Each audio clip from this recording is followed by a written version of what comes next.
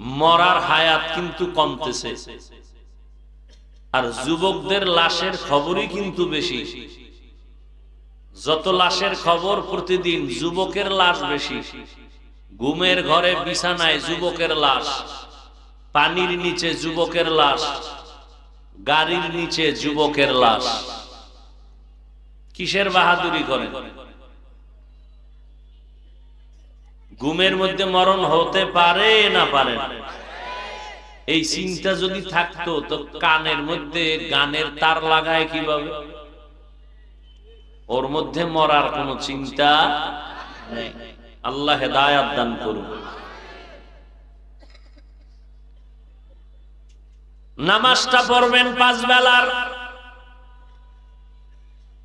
নাকি নামাজ ছাড়ার কোনো নিয়ম টিয়ম পাইছেন কোথাও? কত ওয়াক্ত নামাজ? সপ্তাহে একদিন না প্রতিদিন?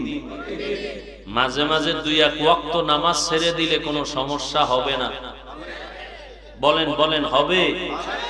হবে বলার পরে যারা পড়েন না, পিডার ওজনটা আপনার কত বেশি হবে? ফেরেশতারা লেখছে না যে এই বেঈমান বলছে নামাজ ছাড়ার কোনো সুযোগ নেই, এরপরও পড়েন। এই যে এখানে মাগরিব পড়ে নাই, জোহর পড়ে নাই, আসর পড়ে নাই, ফজর পড়ে নাই, ওয়াজের আশে খাইয়া বসছে। মোনাজাতের পরে বলবে এই সবাই বসেন, এখানে আজান হবে, ঈশান নামাজ হবে।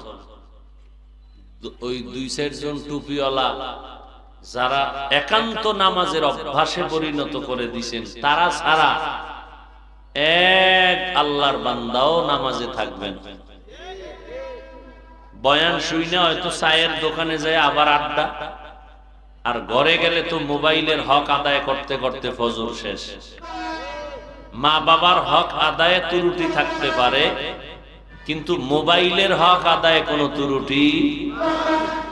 আল্লাহ হেদায়াত দান করুন। قل يا عبادي الذين أسرفوا على أنفسهم لا تقنطوا من رحمة الله إن الله يغفر الذنوب جميعا إنه هو الغفور الرحيم।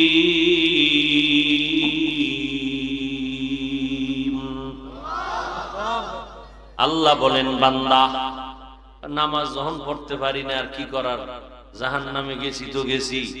আল্লাহ কয় না, তওবার দরজা খুলে দিলাম, আসো। বান্দা তুমি জীবনভর যদি গুনাহ করো, আমার কাছে যদি বলো মাওলা মাফ করে দাও, আমি মুহূর্তে তোমাদের জীবনের সব গুনাহ মাফ করে দিব। ও যুবকেরা মনটারে বুঝাও, তোমার মতো যুবক স্কুল কলেজে পড়ে নামাজ ছাড়ে না। ও আল্লাহর বান্দারা, আপনাদের মতো কত বান্দা চাকরি করে নামাজ ছাড়ে না, ব্যবসা করে নামাজ বাদ দেয় না। এখন থেকে পিছনে যত অন্যায় করলেন আল্লাহর কাছে মনে মনে তওবা করেন। জীবনে তো কম নামাজ ছাড়েন নাই, আজকে থেকে নামাজ ছাড়বেন না। হায়াতের মালিক আমার আল্লাহ, ইজ্জতের মালিক, রিজিকের মালিক আমার আল্লাহ। আজকে থেকে 5 বেলার নামাজ পড়বেন, মা বাবার খেদমত করবেন, আর উলামায়ে কেরামের পরামর্শ নিয়ে নবীর তরিকায় চলবেন। তওবা করার মতো যদি অন্তর তৈরি হইয়াই থাকে, দুটো হাত আমার আল্লাহকে দেখাইয়া দেন। আয় আল্লাহ, হাতগুলো কবুল করে নেন, তওবা কবুল করে নেন। তওবার উপরে মজবুত হইয়া চলার মতো তৌফিক দান করেন, আমিন। আলহামদুলিল্লাহি রাব্বিল আলামিন, ওয়াসসালাতু ওয়াসসালামু আলা সাইয়্যিদিল আমবিয়া ওয়াল মুরসালিন ওয়া আলা আলিহি ওয়া আসহাবিহি আজমাইন। ইয়া আরহামার রাহিমিন, ইয়া আরহামার রাহিমিন, ইয়া আরহামার রাহিমিন। রব্বিরহামহুমা কামা রব্বায়ানি সগীরা। আল্লাহুম্মা ইন্নাকা আফুউন কারীম তুহিব্বুল আফওয়া ফা'ফু আন্না।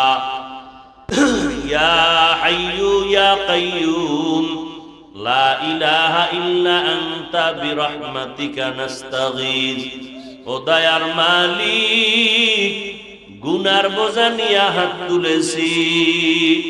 উলামায়ে কেরাম, মুরব্বী, হাজী সাহেব, ব্যবসায়ী, চাকরিজীবী, যুবক, ছাত্র ভাই, পর্দার আড়ালের মা বোনেরা, সবার গুনাহগুলো দয়ার নজরে মাফ করে দেন আল্লাহ।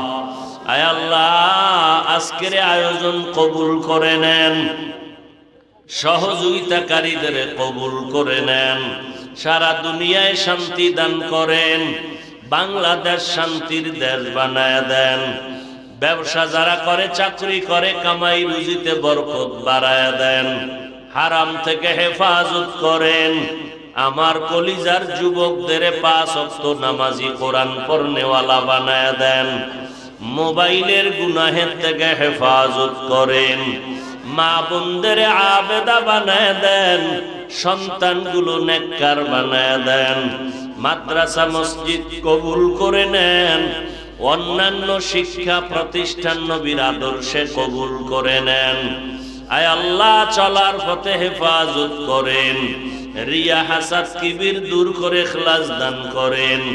আয় আল্লাহ, আমাদের মা, আমাদের বাবা, আত্মীয় যারা কবরে, সবার কবর জান্নাত বানায় দেন।